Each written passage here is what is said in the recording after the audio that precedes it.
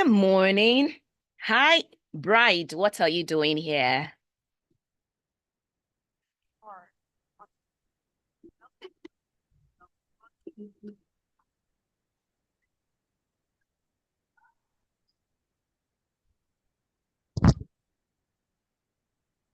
Okay.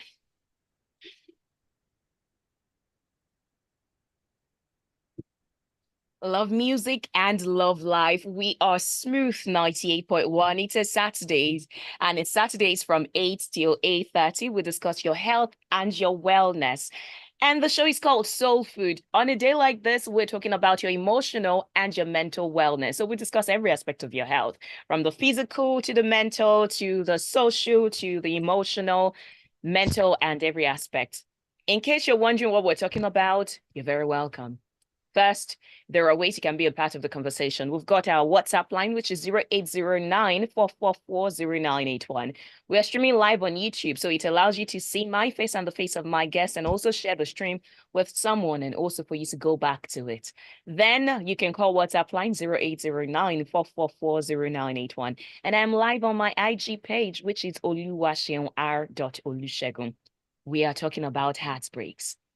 Heartbreaks, something that is almost inevitable as a human because you have a relationship. As long as there are relationships, there is a possibility of a heartbreak. And I do have my guest. She was with me on Wednesday, and it was a beautiful conversation. We were talking on Soul Sisters. So for today, we are talking about heartbreak, and she's a trauma therapist. So who better to help you get through it and deal with heartbreak in a healthy way than a trauma therapist? And she is Olabisi Usidame. Good morning. Morning, Sean. Good morning, Smooth FM, and good morning to everyone out there. Thank you for joining me again. It's a pleasure. Thank you So, for having me. as we dive right into it, in case some people are wondering why some people are very dramatic with their hearts break and why some people overreact, I said it that there were a number of studies that actually show that there is such a thing called Takotsubo cardiomyopathy, which Yeah. is a syndrome that mimics the symptoms of a typical cardiac arrest. So it almost feels like the person cannot breathe, like they're going to hmm pass out. Yeah. And things like that, except that it's not a typical cardiac arrest. And then, according to a 2011 study, it showed that the same regions of the brain that become really active in response to painful sensory experiences are activated when you experience a heartbreak. So, Yeah. some people are not being dramatic about it. But the question is, how do you even give an overview of what a heartbreak is? Because many people, once they hear heartbreak, they think about that person they were trying to ask out or that person they were in a relationship. But in your experience as a therapist, how would you define heartbreak and what can you say about it? Oh, it's just interesting. I mean, you've given the psychological version of it, the cardiomyopathy, which is just, stress induced, Mm. shortness of breath, feeling sick, having very intense emotion. You're just not able to get yourself clearly, which just for me shows that the body as itself is aligned with your spirit, aligned with your soul, your emotions. It's all linked together. And when there's a heartbreak, which means there's an emotional stimuli, we're going into a bit of cognitive psychology, but an emotional stimuli, which means something breaks you, something hurts you so deeply, it affects how you behave. That's basically it. It affects how you behave, affects how you see things, affects every single thing. It sometimes feels like the person is about to like faint or choke. Your heart is torn into two, literally. So heartbreak is not a coincidental word. It's what it means. Like your heart just break. Your heart just has been torn into pieces, shattered into pieces. It's a very painful experience, and it's brought about by different things. It's brought about by a broken relationship, whether your best friend, whether your spouse, your boyfriend, whether the loss of a loved one, or an event that just upset you. It's very disappointing. Maybe a betrayal from maybe someone at work, someone who just tried to maneuver his way, something you've been working so hard for. Maybe you've been talking to someone at work, like, this is what I want to do. These are my career progression and steps and all of that. And then the person just boycotts you, uses your idea, even your business partner, and then all of a sudden you're like, what? It's like your life has been shattered into pieces. You can't even see what is ahead of you anymore. You're just literally broken. And how do you see those signs? You begin to feel very tired, feel very miserable. You either can't eat, or you're eating too much, or you can't sleep, or you're having nightmares, or you're sleeping too much. For everybody is different, and just like you said, some people feel it more. Those are the people you call HSPs. They are the highly sensitive people. Some people feel emotions much more than other people because of their neurologically more aware, so they feel everything. They literally feel everything. It's almost like they're about to die, which is why you hear that some people, their boyfriend or their girlfriend broke up with them and they just crashed into maybe a truck. Like they commit suicide immediately, 5 minutes, 10 minutes after. Yes. I mean, we don't see that a lot here in Nigeria because you are hungry, person who is hungry, and you have a heartbreak, you just say, well, it happens. You will cry for a Life few goes days, you'll on. be fine. You understand? But, in other developed nations where everything is fine, your life is put together, and then you have a heartbreak. It's like, what? My life as I know it is over. And then you see people just literally just commit suicide. And you're like, because of a heartbreak. Yes, some people are just very sensitive to it. And then depending on where the person is coming from, if you're coming from past experiences where people have been failing you all your life, you finally found the one person that has helped you put your life together. And it looks like the person is staying forever. And then the person says they are going. Oh my goodness, it's like that is the end. And what makes it worse is if the person assumed it was their fault, maybe they cheated or something, and they're like, no, please, it was a mistake. Don't leave me, all those kind of things. So, but it's really a very painful experience. I've had, clients also in the past who have carried a heartbreak for 10, 20 years. 10, 20 Pause. years. Hold on.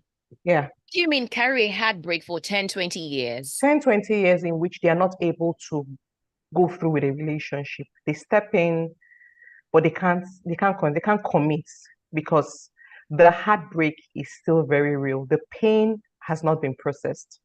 So yes, some people Okay, you know cannot what? commit.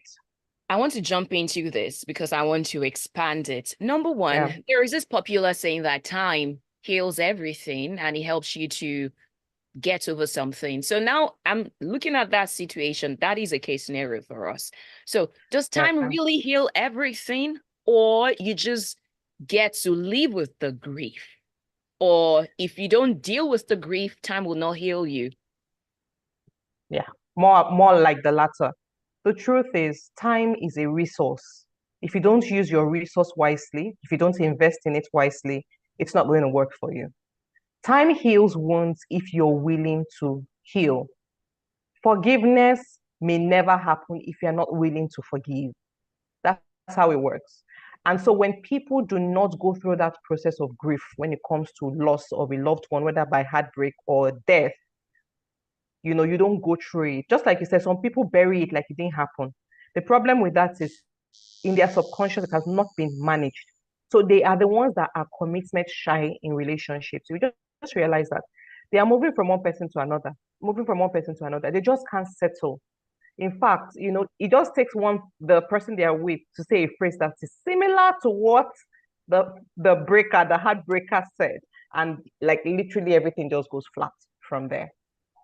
So for you to be able to actually allow time to heal wounds, you must be willing to feel the emotions, go through the emotions, cry, do everything you have to do, just like the processes of grief, and then you move on. The truth is, even at the end, you never really forget the lesson. You always have at the back of your mind that there's a particular kind of people that I must avoid. There's a pattern of behavior that begins to raise a red flag in my head that I have to be careful about. Mm. Yeah. Thank you for that. I would want you to take us through the stages of grief as we talk about the healthy ways to deal with heartbreak. But before then, if you're listening and you have any question or you have any contribution to the conversation, your thought is very much welcome. WhatsApp line is 0809 444 0981. You can decide to join us on YouTube as well, where we're streaming youtube.com/smooth 981 FM Lagos. So better still, you just go to YouTube and search for Smooth 981 FM Lagos. So to the question asked earlier on Question of the Morning, Tunde Omoy says, truthfully, it hurts. But then looking back, I got to realize that love is not and cannot be 50-50. Thus, there is nothing to redeem the situation. Let's talk about how to process grief or process heartbreak.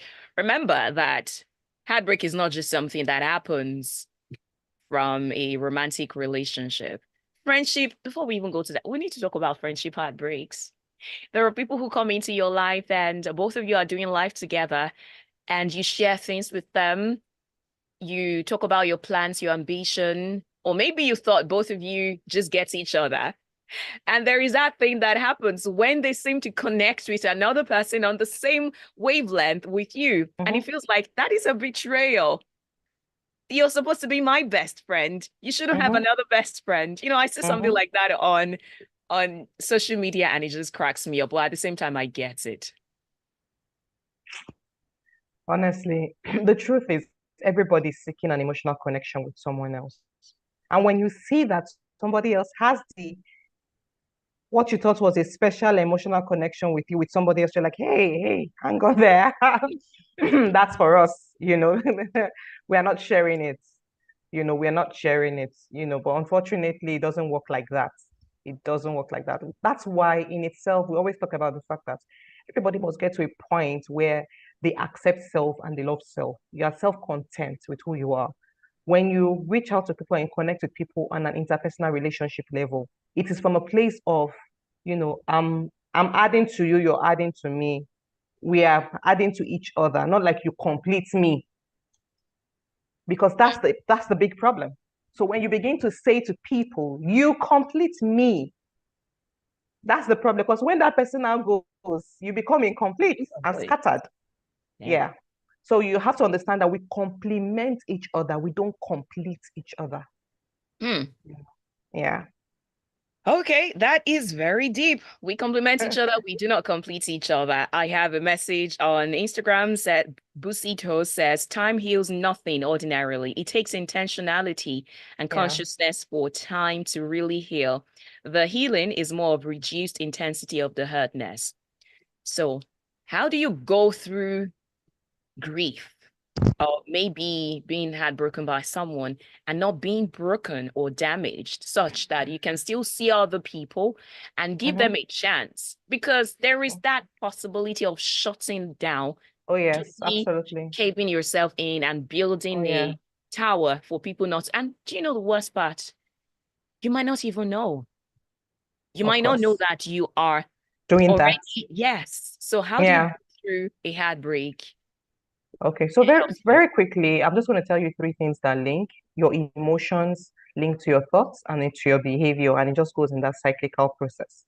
And which is why when you're broken emotionally, you're not thinking straight, you're not doing things as you should, and then it begins to affect how you behave. Sometimes people are depressed and they don't even realize it. So before I quickly discuss the stages of grief, I'll just quickly mention a few things that you must do when you've experienced a bit of a heartbreak, which can be from job loss, can be from the loss of a loved one, can be from a relationship conflict, can be any of those things really. Okay. One of it is to ask yourself right now, like, was the relationship worth the while when it was there? Yes. That gives you a bit of clarity. If you want to list the things that came out of the relationship, list them. Don't let anybody tell you were foolish, you were blind, you didn't see. There must have been some good for you to stay. List them. In listing them, you are reevaluating and you are appreciating the memories. What that does is, you always see how some ex-spouses co-parent their children successfully, and some can never see eye to eye. They keep destroying each other. They keep smearing each other. That is because the two parties or one of the parties has refused to evaluate the fact that when we're together, I actually achieved a few things. How be it that there were some other cons, but I achieved a few things. In doing that, you're helping to clarify all of the emotions in your head because you're all in a little bit, I'm sorry to say, messed up. So you're trying to sort out the emotions, and it's important to do that. It's important to take care of yourself at that time. You may not be able to do a lot of things. You may be so weak. You may not be able to eat and do all things. That's why you should have a circle. I will always say that people who have circles, they always heal from trauma quicker than those who have no circle. Because it's your circle, whether your family or your friends, at that time, provide what you need. Maybe bring food to you, tidy up where you're staying, just take you out. Because if you stay perpetually in that place of pain, you don't heal. Another thing you need to do is to just not stay in that emotional pain. How do I mean? Mentally decide that, you know what, to every day for 1 hour, I will cry and disgrace myself, embarrass myself, pull my hair, cry, mucus everywhere, everything scatter.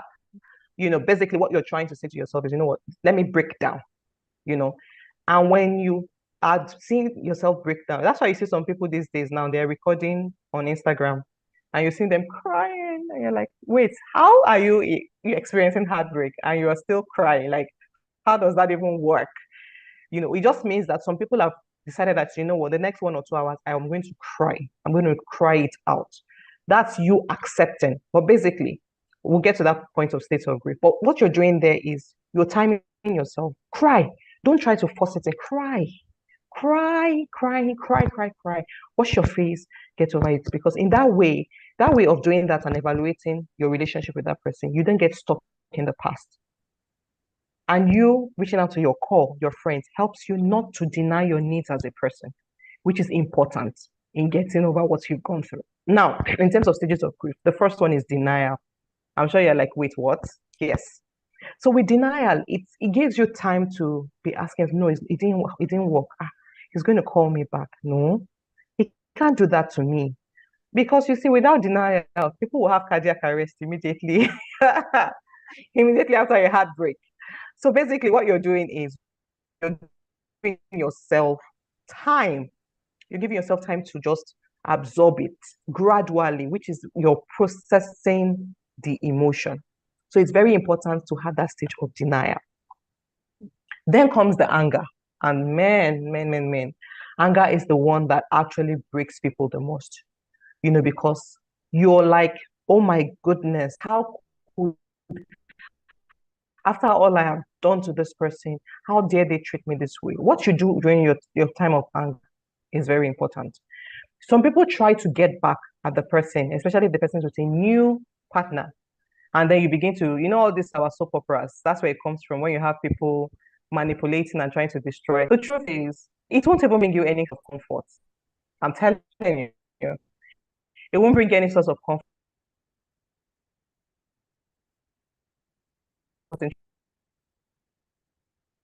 I think I'm losing your audio. Can you hear me? Hello? Oh, this is the part I hate about conversations via Zoom. If you can hear me, I cannot hear you. Okay, now you're back.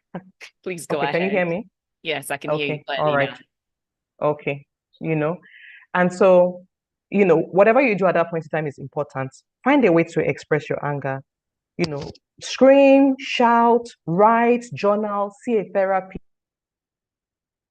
The anger, right? What that does for you is it helps you to release all the negative emotions that you were feeling at that point in time. Because you see, if you do not do that, you just find out that you have experienced, you've put in hatred, bitterness, resentment, they're all just right there. They haven't gone anywhere. So when you see that person or anybody related to them, you're angry, or when you see a man or a woman, it does your head in, you just want to, like, what, I'm going to make every man in my life miserable. Because I saw a post 2 days ago, which made me laugh. which a woman said the body count she has now is maybe 12 or 14. She's planning for 40 body counts this year, that she will make 40 men cry because of what Emmanuel did to her. And everybody was like, wait, what? This is just April and already 12 men have cried. But you see, that's what happens when you don't allow that cycle to be completed. Now, the truth is, as you actually go through that process of pain, you're also feeling very vulnerable, very helpless. You're not asking yourself, should I go back or should I stay? Maybe I didn't do it right. And that's when you need your friends, because you see, a lot of times you hear of women saying or men saying, I don't put my mouth in husband and wife matter, because when you guys settle, then I'll start looking foolish. That's the bargaining part where, you're not, what you should do as a person is not to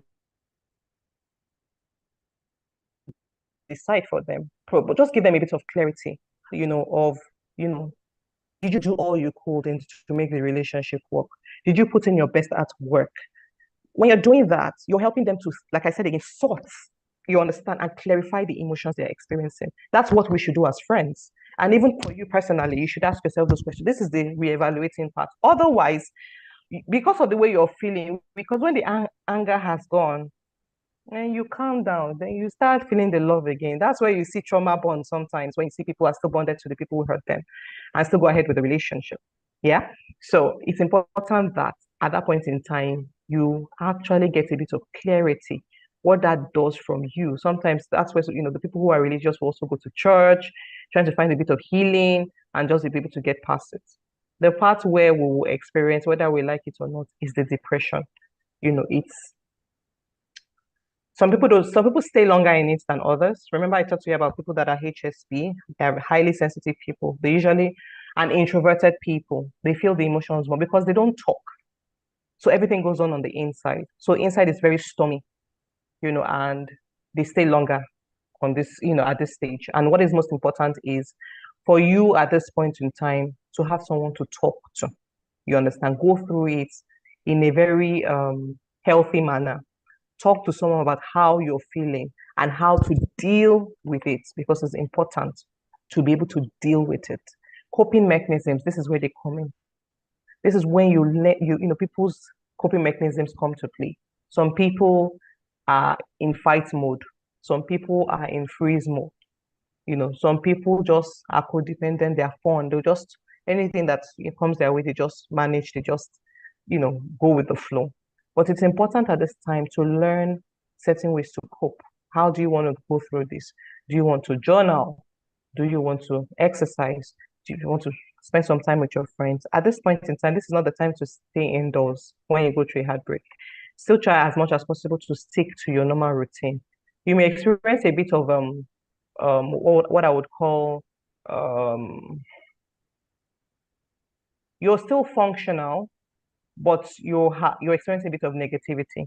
So you may just be at the point where you're having a lot of emotions dealing with you.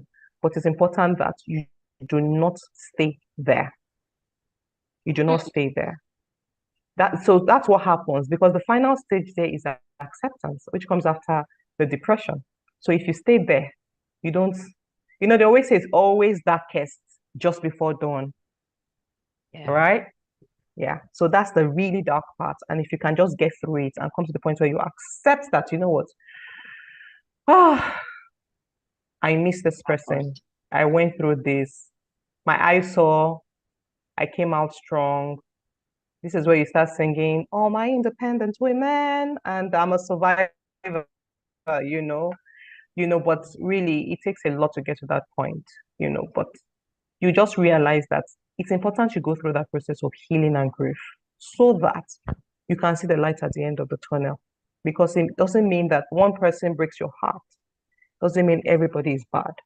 That's why it's good to reevaluate, because sometimes in evaluating, you realize that there may have been some red flags that you ignored at the beginning of the relationship, whether it was a same-sex relationship, like your friend, your BFF, or your boyfriend or your husband or your wife. And then when you come to that understanding, it gives you a bit of peace that, what, me too, I played my own role in this. I saw the red flag. So when you accept your own part, your role in the relationship, especially even if it is a job, you're already seeing the patterns and no, these things are getting toxic. I need to go. but you did not. So it's very important to get to that point where, you accept where you are.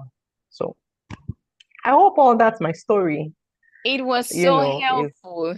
So helpful. Though I still have many more questions. For instance, how do you go through this without heaping so much blame on yourself? Or in a case where maybe you were rejected by someone, it was a one-sided relationship, and you started Mm, blaming yourself and you felt, well, maybe I'm not good enough, and you start mhm. seeing yourself in a terrible light. How do you do that? Or That's maybe that's in another that's relationship, painful. maybe at work, for instance, and you gave your all, Mm-hmm, or in a friendship, you gave your mm-hmm, all. How do you make mm-hmm. sure that you don't end up blaming yourself and saying, I was the super duper fool?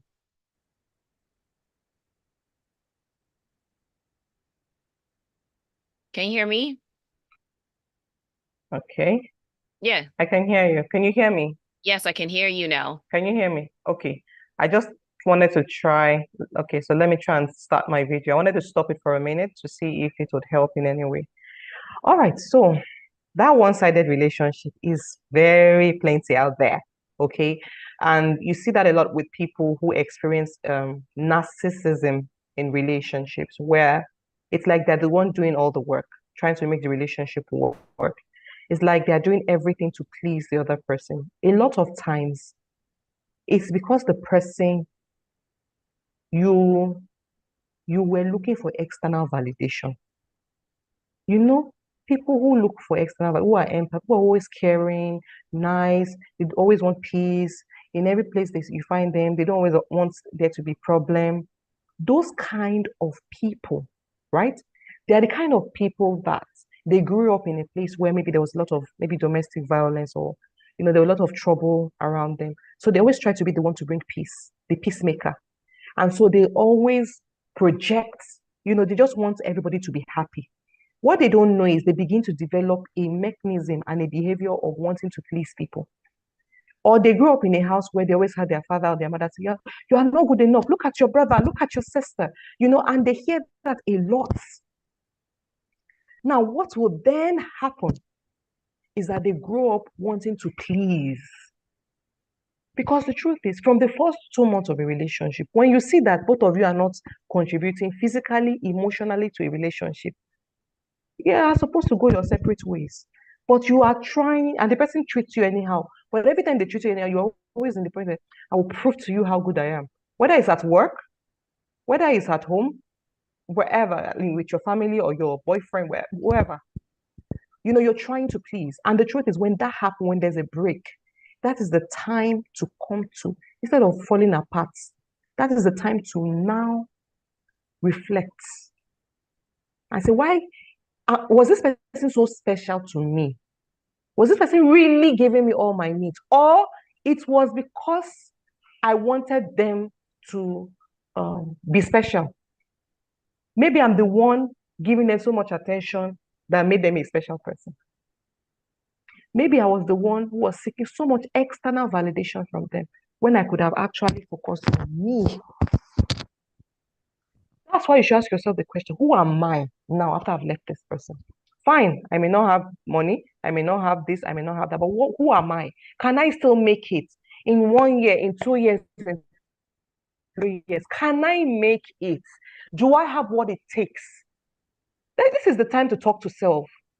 We are living in a mental health crisis era where you have to be your own therapist first, because things can break us. People can break us.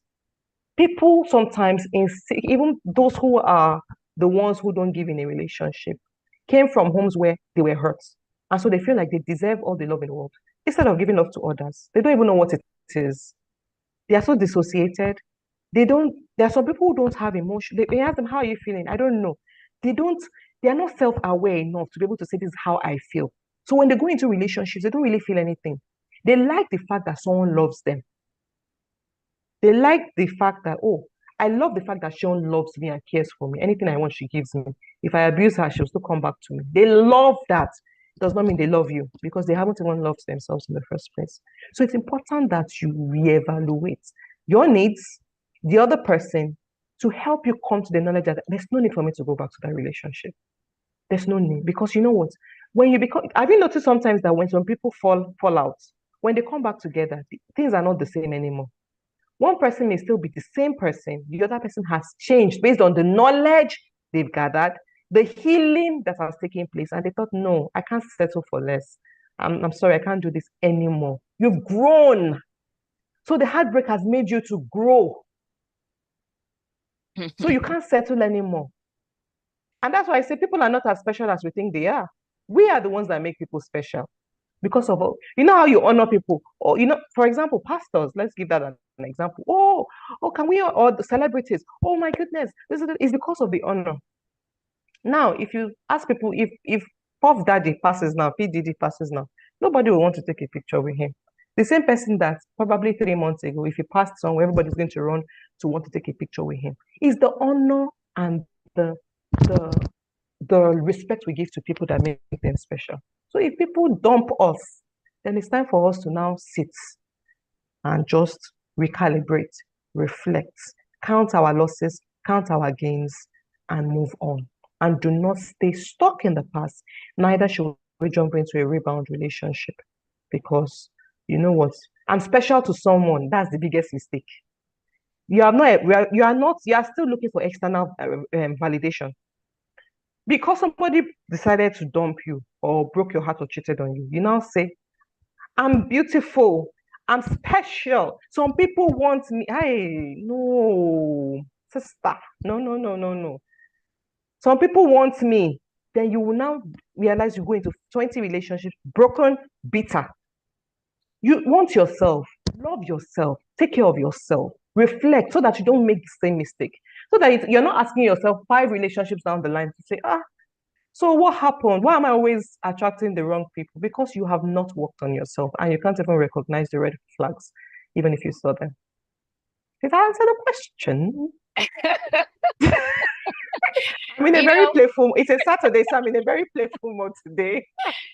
So one of the things that got me laughing is because of a message on Instagram. Emmy Graphy says this topic should be 2 months. It should be a 2 months topic. And you know, as you were answering the questions and you were saying some things that were, I was just holding myself from jumping in and asking 1 or 2 or 3 follow-up questions because there is a lot to discuss on this. Yeah, Unfortunately, absolutely. we don't have that. We don't have that luxury of time. But I'll take this message on WhatsApp from Henry Neku, who says he's from Ajegunle, and he says, kudos to you guys. You are the bomb. My paddy from primary school till after university days, though we went to different secondary and tertiary school, but yet we were so close. Shared so many personal things in common before he traveled down to America in 2017. We used to have good communication though, but it was after I asked him to help me, he started changing character. To cut it short, we were like 5 and 6 then, but now I realize that he doesn't see me in that position of 5 or 6. It's hurting though, but I'm just trying to break the chains of the past to experience the freedom of the future. I'm trying so hard again to, maybe I should quickly throw it in, the border between expecting returns in a relationship and not getting entitled. Can you possibly answer that in 1 minute? Okay. Being entitled means you think it's your right, right? And that you have every reason to seek or demand from a place of authority. I am entitled to it. But in a relationship, it shouldn't even be. Because you see, respect and love is actually earned. When you're being there for each other and you're showing each other love and respect and doing little things for each other, what would happen is your relationship is being nurtured. Automatically, the other party will show you love and show you. But when you feel like this person should, then that's a problem. If you feel entitled, 2 things are happening. It's either you are the one giving all the love and the other person is not giving you love, which means you should move out of the relationship. Or you're not giving love and you're demanding more and more. Either way, you should still leave the relationship because it's one-sided. So I hope Thank that you helps. for that abridged version of the answer. Okay, I'll quickly take some messages on Instagram. I am Shigon says deep stuff. Abusito says we just need to accept that we are not meant for everyone or every situation. Sometimes we need to accept that if some people do not have the capacity to receive our love, it's not our fault. Then Amy Graffi says that is the key word, love yourself. And Busito says, honestly, the topic is like season film. It can't end. And then Immigraphy then says, love is contextual also. Everyone is in relationship for different reason. Well, there is that. True. True. My heart is not broken, I promise, because I need to let you go now. Fine. Thank you so much. Thank But you for it's having been me. such an explosive conversation that I don't know if we can ever have a second part, but I'll be sure to reach out again for us to have a follow-up discussion on these things that plague our everyday lives. We need to talk and address the situation so that we don't have Mhm. a bunch of people who are broken inside walking around. One of the things I was going to ask, but I can't ask, is emotional resilience, how to bounce Yeah. back from multiple Yeah. heartbreaks and how to still be put together. But I guess some other time we'll talk about it.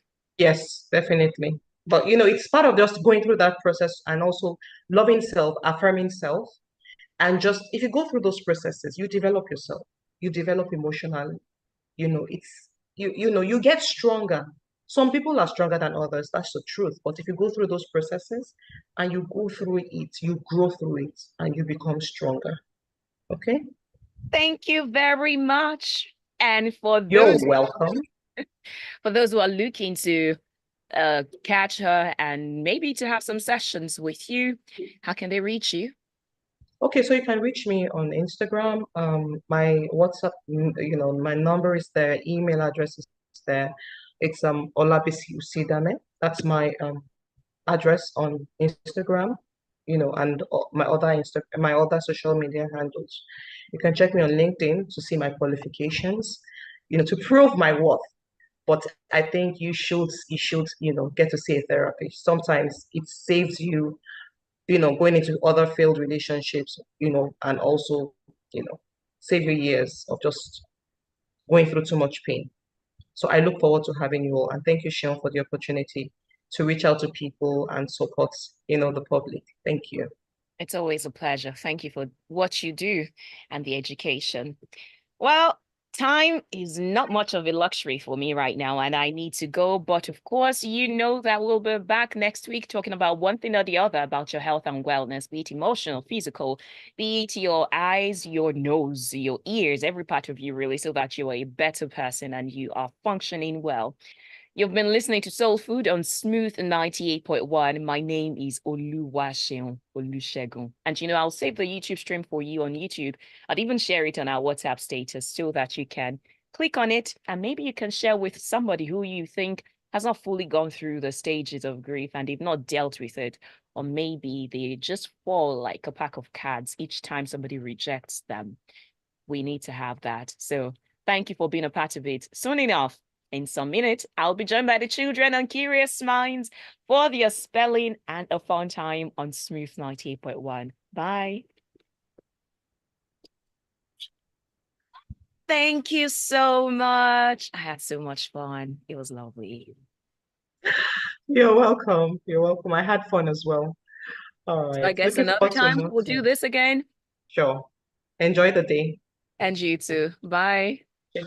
Bye. Cheers.